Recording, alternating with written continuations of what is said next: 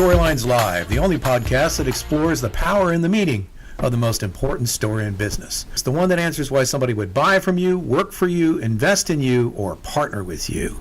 This story defines the very character and nature of an organization. At WordWrite, we call it your capital S story. In this episode of Storylines Live, I'm back in the hot seat, and my talented colleague Tara DeRazio is here to play host and interview me and ask probing questions. Yes.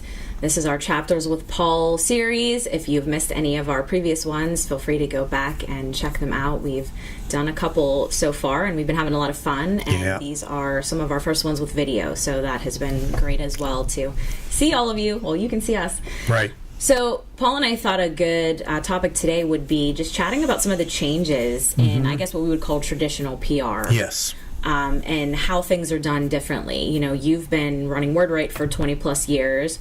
I've been in this field 20 plus years as well. So we've really seen a lot of changes. And of course, a lot of that is coming from social media. But one of the topics we wanted to focus on today is the good old pitch / press release. So let's start off with, you know, what is a press release and what's really the point for anyone who just hasn't done this before or really doesn't know? What's the point of a press release? Well, it's a great question, Tara, because I think frequently the use of a press release is misunderstood, and it's changed over the years. In the old days, I mean, going back even 100 years at the beginning of the PR field, the press release was a new invention that distilled the messaging that a company or organization or person wanted to get in front of journalists.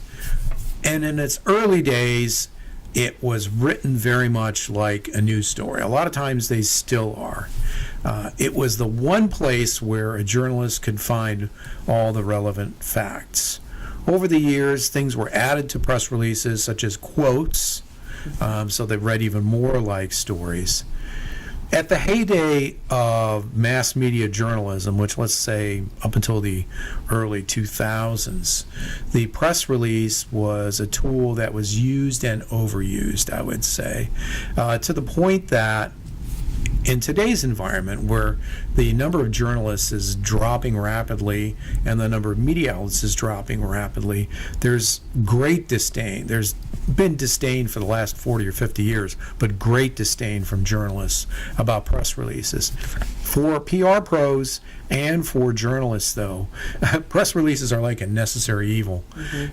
Sometimes when people say, oh, you're in PR, so press releases. And a lot of times that just annoys me because what we do is so much more than that.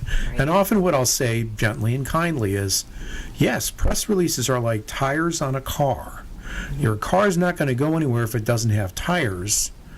And your PR is not going to go anywhere if you don't have press releases in the mix.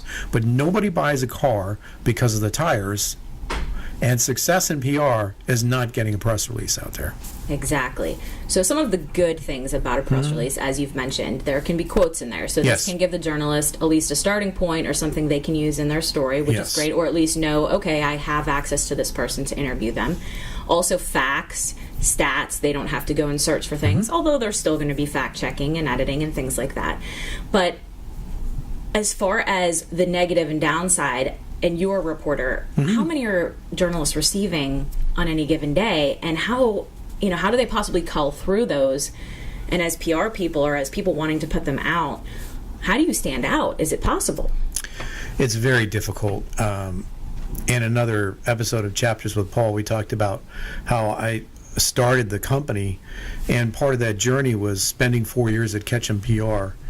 And press releases and press content drove me so crazy that the man who eventually hired me to Ketchum, Larry Werner, he had me come in and speak to the entire staff at Ketchum, which was about 65 people in Pittsburgh at the time. And I brought that day's mail. And I went through every press release and every piece of garbage that was sent to me, frou-frou garbage from PR people, and I had one of those large round metal trash cans. Maybe you had one of those in your classrooms when you were in elementary school, and it was empty. And every time I dissed something, I threw it in there, and there was a big thud at the bottom when it hit the bottom. And Ketchum is a big firm, and at the time had a big office in Pittsburgh, and I could tell there was stuff that people had sent me, people in the room, and there was like, when I was throwing some of their stuff, and I mean, people would send you envelopes with glitter in them that would explode all over your desk and everything. Yeah. So, folks, this is why journalists don't really like press releases. Now, today, most press releases, probably 99% of them, come at you electronically. Right. But to your point, Tara, it's extremely difficult to get through them. The biggest problem with press releases is that frequently they're being sent to the wrong people, and that the folks sending them don't spend the time to figure out who the right person is. There are even sites on the internet where journalists just get on and share bad pitches and why they hated them and the stupidity of the people sending them. I'm sorry to say it, but stupidity. Right. And press releases are, the ones that seem to get picked up, do you think are pretty urgent, newsworthy stories? I mean, is that really the time? And then also maybe talk about, people I'm sure have heard, they're going to put it out on the wire, send it out to that. What does that mean for people who don't know? And what would be the benefits of doing something like that versus sending it to my local journalists or something like that? Okay, so let's take the first question first. The issue with a lot of the press releases falls really into two parts. Number one, if it's urgent, as you said, yes. In fact, that's one of the best uses of press releases. If a journalist is on deadline, and today, as you mentioned, with social media, the journalists, they're on deadline all the time. So maybe they'll do a quick and fast story using what's in a press release if it's breaking news. Right. Now, on the other hand, press releases can be useful for reporters later on as story ideas. I was in a Slack channel that I'm in for PR professionals yesterday, and somebody posted that they heard back 13 months later from a journalist at a well-known national publication from a press release they had sent. Right. So a lot of times that happens. A journalist will say, I'm going to file this away for future reference. Now, sometimes they forget about it or other things happen, but a lot of times that's saved. So those are kind of the two things that I see. Right. And then talk a little bit about what putting something out on the wire means. When I was teaching at Point Park University, which we talked about in an earlier episode, the first time I was teaching a PR writing class at the graduate level, and there was a segment of the class where we talked about writing releases. At the time, there were two primary wire services, PR Newswire and Business Wire, and I would have the students get on computers in the classroom and look at the press releases. Now, about 1,000 press releases a day or more each wind up on those news services, and most of them are just pure garbage. Right. They're terribly, terribly written. And that's one of the first things that the students in the class would say. They would say, oh my goodness, this is PR Newswire or Business Wire. It's such a, respected organization, and it's garbage. Now, the idea of having a release on the wire is to get it to as many people as possible. Right. But given what I just said, even though using technology, the wire services will try and segment so that only if the business reporters get business stories, et cetera, it's such an overload of content. And now there's probably 20 other major news wires. So this is the environment. What's the benefit of doing it? Right. If you want your press release, your news, to find a place on the internet where it winds up being found by Google or other search engines, a press release is a good way to do that. Now, it needs to be keyword optimized. I don't mean keyword stuffing. I mean you need to use good tools to make sure that you're using the right keywords. It needs to be written in real English, well written, and then what's going to happen is when people potential clients or partners or whoever you're trying to reach are searching for what your organization does on the internet, that press release is going to pop up. Right now, anyway, Google considers press releases to be legitimate news content, and they will rank them higher in their algorithm as a result of that. That's the potential benefit. But you just have to understand there's so much out there, you really need to hit the right high bar in order to stand out. And I think it matters what it is that you're sharing. Absolutely. Is it national or international news? Because, if you're just pitching about a local event in your town, you're not going to need to do something like that versus if you've just, invented something or something that would be, a completely different, element to it all. So for most businesses, they're probably trying to connect with not only just print publications, online publications, because there's so many different ways now people can get their content. If you are wanting to get a story out there, but you're not going to create a release. Let's talk about the difference between putting out a press release and simply pitching or talking to a journalist about this might be of interest to you, and how can you add value to them so that they want to talk more about that topic? That's a great question, and folks, we're going to dig into that right after this short break.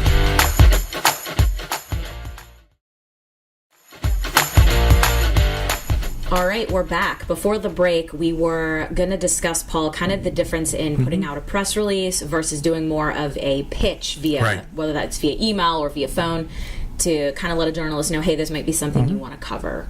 So tell me the difference. The most valuable thing that any organization can have when dealing with journalists is a trusted relationship. Now, it's difficult today because of all the turmoil in journalism, but if you're able to achieve that, that's the pinnacle, the ultimate goal. Those kinds of relationships are driven not by broad distribution of press releases. It's driven by what we call, in the PR field, pitches. It's a direct conversation with a journalist, pitching, if you will, a story that they might be interested in. And there are a lot of journalists who, if you have that kind of relationship, they don't want you putting out a press release, or they want the story before the press release goes out, if you have to do one, because folks, if you're a publicly traded company, there are certain events where you are required by law to put out a press release. And you need to be careful about that and how you do that with a journalist. You can't really leak a story in that kind of situation, but there's certain timing things you can do that we don't need to get into in this episode that allow you to essentially make sure that the journalists you care most about have the story right when it becomes news. Generally speaking, though, in answer to your question, Tara, what you want to do is have the kind of relationships with journalists who cover your organization or your issues or your industry regularly, so that you can pick up the phone, email them, do a Zoom, whatever way you normally reach them, have a coffee, and you can talk to them and suggest stories that they will want to cover. And that's the important part of this. Whether you're sending releases or you're pitching journalists, you really need to understand what kind of stories are they interested in, and how does your organization fit into the kinds of stories they want to cover. We talked about in one of these episodes, when I was a journalist and an editor, I would get pitched all the time. I was editor of a business journal, a weekly business journal, and people would call me up and say, hey, it's our 47th anniversary. Are you going to do a story about us? Well, absolutely not. The name of my publication was the Pittsburgh Business Times, not the Pittsburgh Anniversary Times. Right. And you have to ask yourself, if I weren't working at this company, would I want to read this story or view this story, right? That has to be a very important litmus test when you're pitching journalists. I think it comes down to relationships and research. Absolutely. So it's, how am I adding value to this publication, and also, am I even reaching the right one, as you said? Because there's a lot of, community magazines or blogs with influencers that may want to cover something like that. It might not be a hard-hitting news story for your, main business paper. So researching and seeing where it fits best. We've worked with clients and we've worked with influencers locally, and that's been a great way, to share things that may not be something that would be written about in the paper, but bring awareness to, fun things like a giveaway or an anniversary or something new that's opening. So there's a lot of ways that this pitching and press release kind of concept has really expanded. Absolutely. And what you're talking about there, Tara, the role of influencers, one of the key principles in the field of public relations is it's not what I say about myself that makes the most difference to the people I want to reach. It's what somebody else says about me. Right. And in the old days, the 1970s or whatever, there wasn't any social media. There weren't really any influencers. So that somebody else was really journalists and publications or broadcasts. Today, it is still that, despite all the changes in the media, but it's also what Tara was just talking about, influencers. And as she suggested, sometimes that's the better route to go, right? Because if you are trying to reach a very targeted audience, they're going to really hit that audience, and you're going to get better engagement. Exactly. And if you can't, if you're on a limited budget, or you can't really do that, or you're just getting started out, posting your own news, posting your own press releases, doing your own social media is something that is very possible. It's going to help with your search engine optimization, everything. And, having a news or resources site on your website is a place that you can post your own news. So I think, 20, 30 years ago, there just really wasn't the option to be as, have yourself out there. But now we have those options. So that's another thing for people who maybe don't have the budget to go, too far into things. But post it yourself, share it yourself, and as long as you're writing it and telling a good story, then the right audience will hopefully be seeing that. So think about that. Yeah, and there's a term that applies to a lot of this. Companies as big as Coca-Cola have engaged in this. It's called brand journalism. Now, why do they call it brand journalism? Because a brand, like a company like Coca-Cola, is actually the publisher. So, what Tara, you're talking about is you can become your own publisher to directly reach your audience. The journalism part of it, though, is, folks, in this century, we are so skeptical. And we are always looking for people who are not telling the truth or whatever. The content has to be truly educational. If it's branded with Coca-Cola, people are going to get that that's Coca-Cola. If it's branded as your company, people are going to get that it's your company. Right. You don't need to beat them over the head with the stick and say, buy my stuff, buy my stuff, buy my stuff. What you need to do is provide information and content that's useful, educational, and if you can, entertaining. Exactly. So we hope that you've learned a lot about pitching, press releases, relationships, research, all the other alliterative terms that we've come up with today. Yep. But really, PR is going to continue to change. Marketing is going to continue to change, and we'll be there for all the trends. I know we're going to talk more about AI in upcoming episodes and what that has done for our industry and really all industries. So I want to thank Paul for sitting down with us today. He's a busy man. Thank you for taking the time. If you want more information on us, feel free to visit wordrateagency.com. You can find links to all our previous podcast episodes, the work that we do. Contact us, drop us a note, sign up for our newsletter. We'd love to see you on our socials. And just thank you for being here. We appreciate it. We really do. We'll see you on the next episode of Storylines Live.